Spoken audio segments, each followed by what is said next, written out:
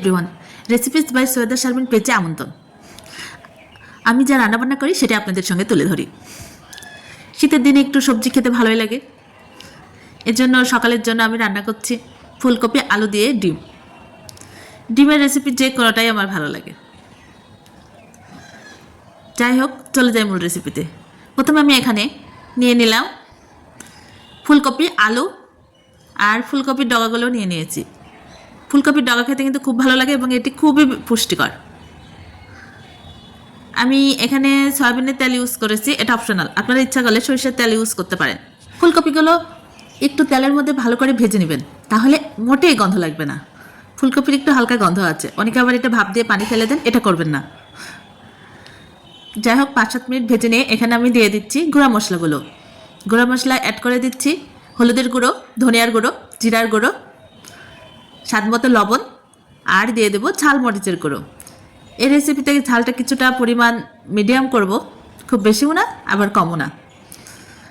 গুঁড়ো মশলাগুলো দিয়ে আরও ভালো করে ভেজে নিতে হবে, অনেকক্ষণ ভেজে নিতে হবে যেন মশলাগুলো ভালো করে মেখে যায়। খুব ভালো লাগে ফুলকপির তরকারি। ফুলকপি যখন আপনি মাংস দিয়ে রান্না করবেন সেটা খেতেও ভালো লাগে, আবার বড় মাছ দিয়ে রান্না করবেন সেটাও ভালো লাগে। ফুলকপির ভাজি, ভর্তা, এমনকি ডিম দিয়েও ভালো লাগে। ঘুম থেকে উঠেই যখন দেখবেন যে শীতের সকালে গরম গরম ভাত, তার সঙ্গে ডিম দিয়ে কোনো একটা রেসিপি, মন্দ লাগবে না। আর দিয়ে দিচ্ছি লাল মরিচের গুঁড়ো। এই গুঁড়োটা কিন্তু ঝাল, সেজন্য পরিমাণ মতো দিতে হবে। এখন ভালো করে কষিয়ে নিতে হবে। কষানোর সময় একদমই আমি পানি অ্যাড করবো না, কারণ ফুলকপি থেকে কিছুটা পানি ছাড়বে। দিয়ে দিলাম লাস্টে পেঁয়াজের থেঁতা, রসুন পেস্ট আর আদা পেস্ট। এই মশলাগুলো আমি একটু মিডিয়াম হিটে রেখে ভালো করে কষিয়ে নিচ্ছি।